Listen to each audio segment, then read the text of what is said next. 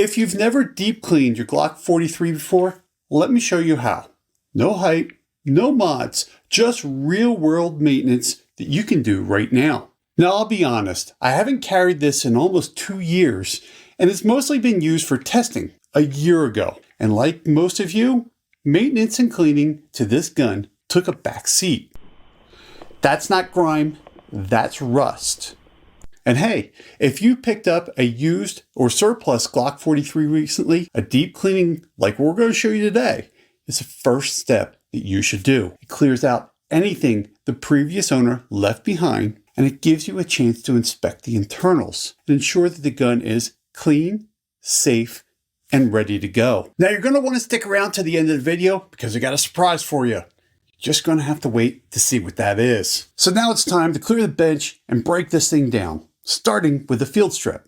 If this is your first time, no worries. I'll guide you through each step. But if you're a master at this, don't worry because we're going deep. So hang tight because we're going beyond the basics today and make sure that your Glock is clean and preserved for the next time you need it. Before we do anything, we need to make sure that the firearm is unloaded because we're going to squeeze the trigger to get the slide off.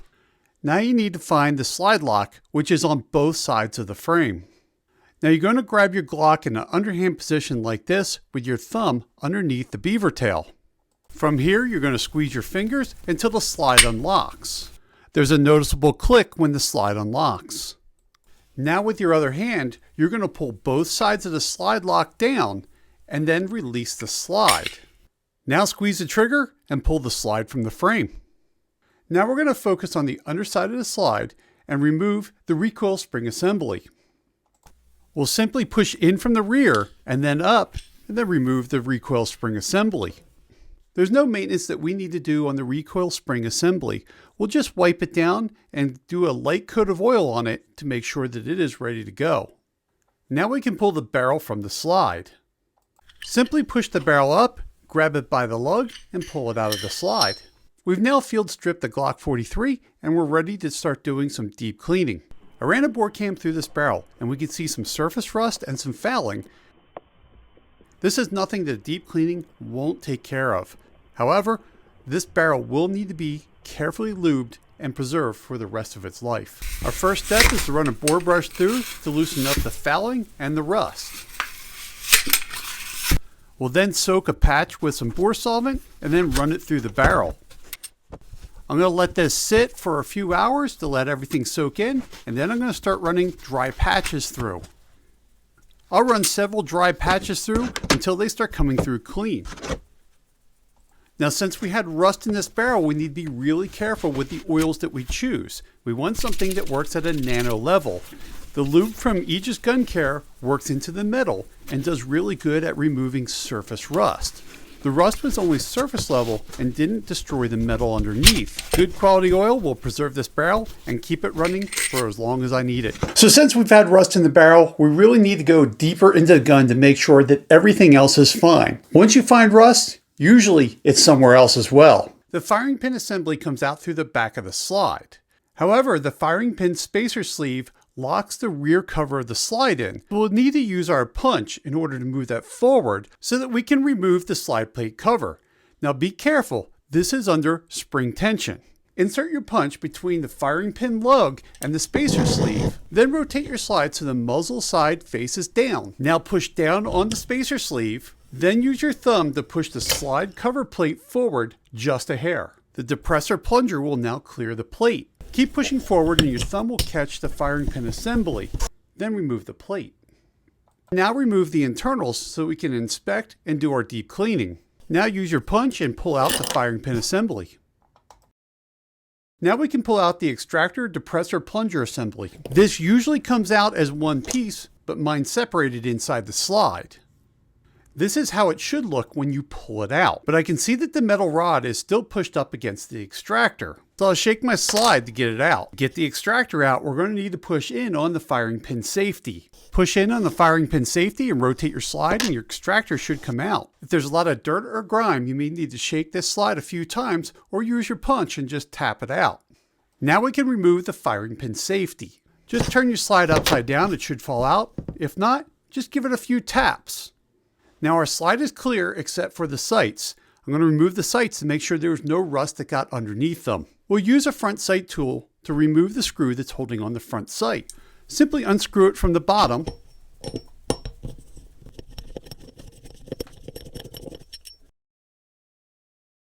Then push on the plastic to pop out the sight.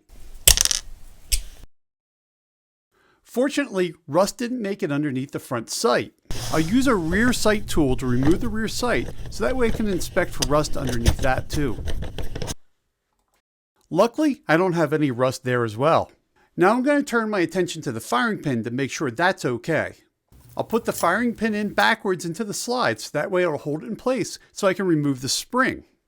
Now's a really good time to make sure you're wearing safety glasses. This spring is under a lot of tension and we're going to need to compress it even more to get the spring cups off. Grab the spring and push down, then remove the cups. Just remember to release this spring slowly.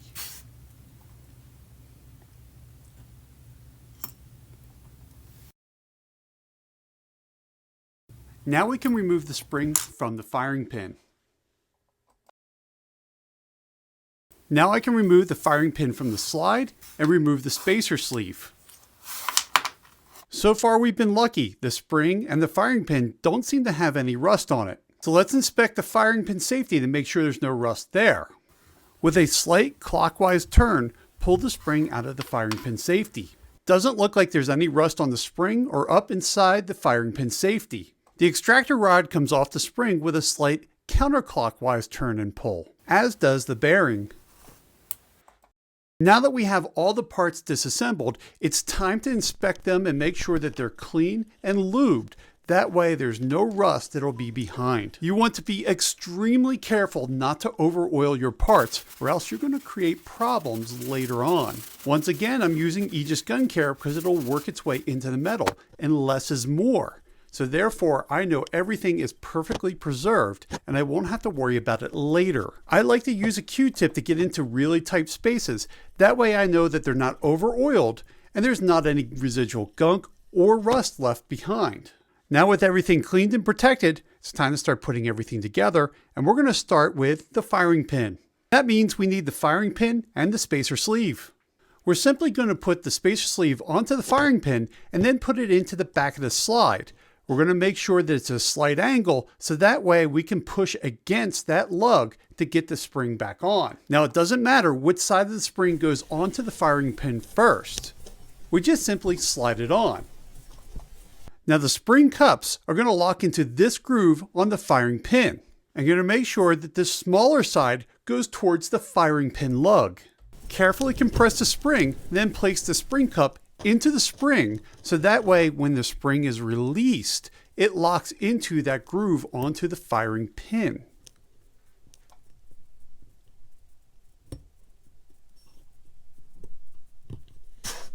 It's important that the groove where the two cups meet do not line up to where the edge of the spring is. If the edge of the spring matches up with this crack, simply compress the spring and turn the spring cups. Now let's work on the Extractor, Depressor, Plunger assembly. We're going to grab our bearing, our spring, and our rod. Now insert our bearing into our spring. Doesn't matter which end of the spring you use. Then take the nub end of the rod and insert it into the spring with a slight clockwise turn until you get a click. Now we're going to grab the firing pin spring and the firing pin safety. Insert either end of the spring into the safety, and with a slight counterclockwise turn, it'll lock it into place. Unlike Gen 1 through 3 Glocks, you can put the firing pin safety in backwards, so we need to be really careful here. The side of the safety with this cut in it goes towards the firing pin, while the side without the cut goes towards the edge of the slide. The firing pin safety is going to go spring first into this hole in the bottom of the slide. Simply insert it into the bottom of the slide. Then push down on it with your thumb. It may not insert all the way into the hole in the top part of the slide. If that happens, take your Depressor plunger and simply push it in from the side, and that will guide it into that hole. Won't take a lot of force. Make sure you keep pressure on the safety so that way we can get the extractor in. Gather your extractor, and the rounded edge is going to go towards the back of the slide. Insert your extractor into the slot. Then release the pressure on the safety. Extractor should now be held in place. Now grab your extractor, depressor, plunger assembly. The metal tip is going to go in the small hole in the back of your slide. Just drop it right in. You'll notice that the metal tip will be up against the back of the extractor. Now grab your firing pin, and we're going to install this into the large hole in the back of the slide. Simply slide it right into the back of the slide. Now grab your slide plate cover. Use your punch to push in on the spacer sleeve, then slide the cap on. Now use your punch to push in on the back side of the bearing, then finish installing the cover plate. That snap tells you that everything's in place. Now we'll hold down the firing pin safety and move the lug of the firing pin back and forth to make sure everything's moving freely. Now gather your front sight and front sight screw. During deep cleaning, I already put a light coating of oil around the hole to make sure that this doesn't rust. Now insert the front sight into the hole. Now we're going to flip the slide upside down and we're going to install our screw. During deep cleaning, there was nothing wrong with the rear sight slot, so there's nothing we need to do but install our rear sight into the slide. Now we can grab our barrel and install it into the slide and secure it in place with our recoil spring assembly. Since we already cleaned the parts, we're just going to do our light oiling. We're going to put oil at every place that we're going to have wear. Just be careful not to over oil. That can cause other problems later. Once everything's oiled, we can take our barrel and put it into our slide. Now we can take the fat end of the recoil spring and install it into the front of the slide, while the small end will lock into the half moon cut in the front of the barrel lug.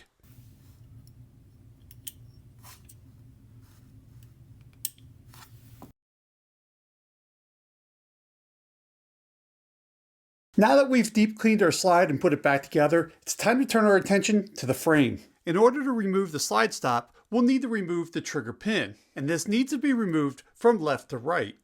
While pushing down on the slide stop, push the trigger pin from left to right. Now we can push out the trigger mechanism housing pin. This is the only plastic pin in the firearm. From here, we're going to remove the locking block. Put the tip of your punch under the right side of the locking block while you lay the shaft on the left side of the frame. That way it gives you the most amount of leverage to lift the locking block. Now simply push down on your punch and slowly lift the locking block from the frame. This locking block has a little bit of rust on the back side of it, but nothing that can't be cleaned up with some good oil. Now we can just lift the slide stop from the frame. Grab the slide stop and simply pull straight up. We'll remove the trigger assembly by lifting up on the ejector. It should lift clear pretty easy, but you might need a punch if it's stuck. You'll notice that the trigger is still attached to the housing. You'll notice that the front of the cruciform is held in place by a hook that's attached to the trigger spring. Carefully rotate the trigger bar clockwise to release it from that hook. Then rotate it counterclockwise and pull it from the housing. This trigger bar doesn't have any rust. There's no additional disassembly of the trigger. Now we'll turn our attention to the internal components of the housing. Now it's time to remove the connector. On the surface, the connector doesn't look too bad, but we need to inspect behind it. To remove it, we'll use a punch to push the connector out from this hole on the opposite side of the housing. It shouldn't take a whole lot of force to remove the connector. There's a little bit of rust on the back side of this connector, but nothing a good oil can't take care of. Now we can inspect the trigger spring. We'll need to push the back side of the trigger spring bearing through the front of the housing and flip it up. We'll use a punch on the back side to do this. Push with a punch until you see the front exit the housing. Then rotate it upwards. Then be careful in this next step because that spring's going to exit like it owes you money. Now release the tension on the spring. Now we're going to take the spring assembly apart to inspect for rust. There's nothing really to inspect inside the housing. We're going to remove the bearing from the rod simply by twisting it. Slightly compress the spring and then twist.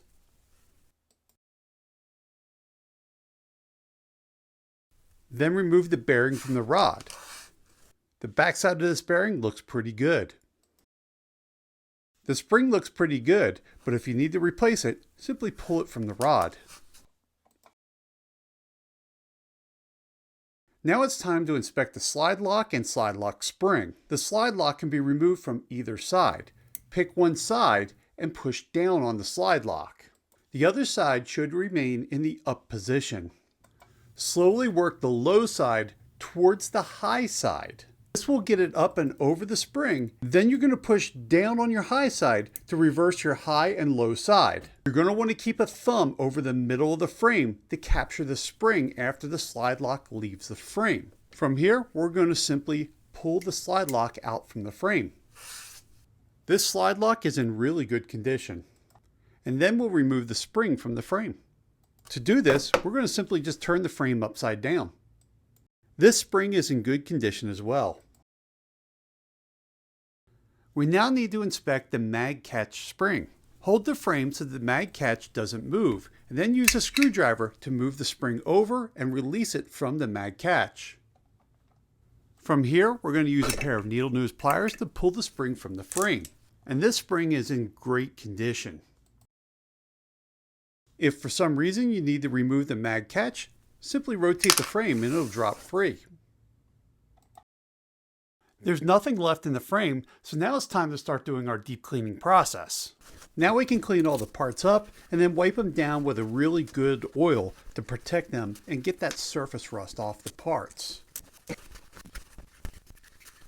Now with all the parts cleaned and oiled, it's time to put them back into the frame. And we're going to start off with the magazine catch and catch spring. Now the magazine catch on a Glock 43 is ambidextrous.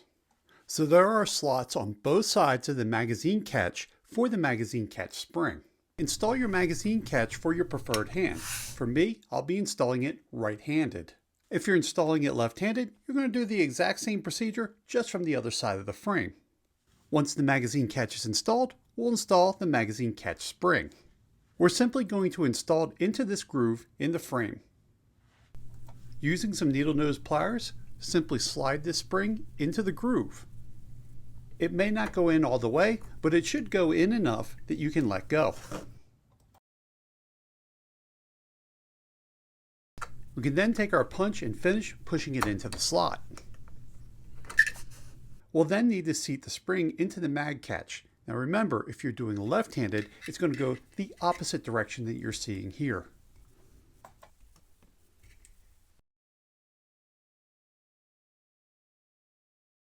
Now it's time to move on to the slide lock and slide lock spring. The slide lock spring looks very similar to the trigger spring. However, the trigger spring is shorter than the slide lock spring. The slide lock has a groove in it. This faces towards the rear of the gun, and the spring is going to install in this hole in the top of the frame. Drop the spring into the hole, and then install your slide lock into the frame. The slide lock can install from either side of the frame. You'll install the slide lock on a 45-degree angle, that way we can get it up and over the spring. Now we'll take our punch and compress the spring and continue to install the slide lock over top of it. Once the slide lock can hold the spring in place, remove your punch, and then push down on the slide lock and slowly walk it over the spring. Now we're going to start putting together our trigger spring assembly. We're going to need the trigger spring rod, the trigger spring, and the trigger spring bearing. Now remember, the trigger spring is shorter than the slide lock spring. Slide the trigger spring over the slotted end of the rod. It doesn't matter which side of the spring goes on first. It's important to note the orientation of the slotted end of the rod, as the angled section is going to match the orientation of the bearing. Compress the spring and install the bearing onto the rod. Notice how the angled side matches the angle of the bearing and the flat side faces the bottom of the bearing. Now we're going to install the assembly into the housing. We're going to take the rounded end of the bar and install it into the top slot of the housing, and then slide it down into the bottom slot of the housing. With the hook facing up, insert the tip into the top slot. Then put a punch behind the bearing and pry it into place. Then rotate down and release your punch. Now the assembly is installed into the housing and we can work on the connector. The short leg of the connector is going to go into this slot on the right-hand side of the housing. Simply slide the connector in and push it until it's fully seated.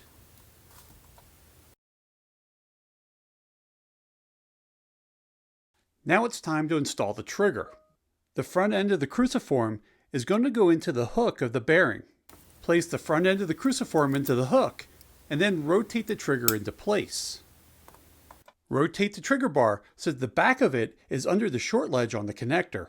Now we can install the entire assembly into the frame. The trigger will slide into the trigger hole in the midsection of the frame, while the housing will slide into this large slot in the back of the frame. Insert the trigger first, and then slide the housing into place. The housing may not go all the way into place because the trigger bar is rubbing up against the frame. Simply push in on the trigger bar and slide it into place. Now it's time to install the slide stop lever. It's going to install in the recess on the left-hand side of the trigger, with the spring installing in the half moon cutout in the frame. Simply come in from the top and drop it into place. Now it's time to install the locking block. It'll slide into these recesses in the frame. With the wings facing forward, slide the locking block into place. Now it's time to install the trigger pin. It installs from right to left, and it doesn't matter which side of the pin you insert first. Simply insert the pin into the hole and push it through the frame. You may need a punch to push it all the way in until you hear a snap that locks it into place.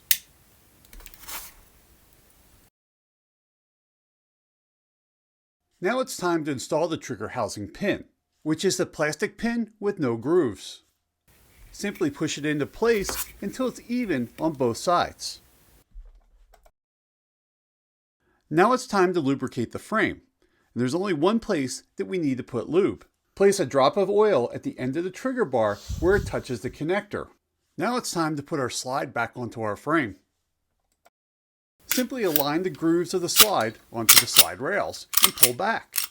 The slide should move freely and the trigger fires. With everything put together, I'm going to put a couple of drops of oil onto a microfiber cloth and just wipe everything down. There's no replacing maintenance cleaning. It's like brushing your teeth, but a deep cleaning, that's where the dentist visit comes in. It clears out all the stuff that you can't see or reach on a day-to-day basis. Now I'm using a few Real Avid tools to make the job smoother, but you can absolutely use whatever's in your kit. I'll be using the Real Avid 4-in-1 Glock tool and their sight pusher. But if you have their sight pusher, you may not need this 4-in-1 tool, because hidden right here is a 2-in-1 tool in the handle. I'll also be using their BoreMax cleaning products like the Smart Rod, Jag, Solvent, and Patches. But for lube, I'm using the Aegis Gun Care lubricant.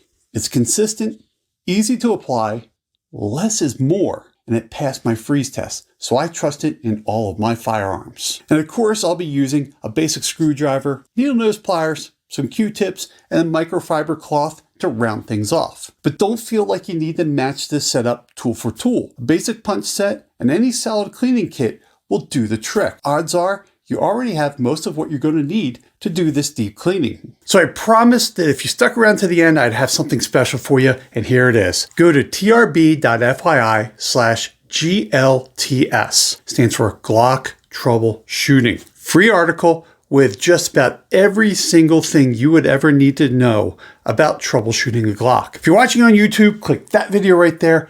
That video is about the Timberwolf 17. For everybody else, there's a link down below. Thanks for watching. Hope you're staying safe out there. Look forward to seeing you again soon.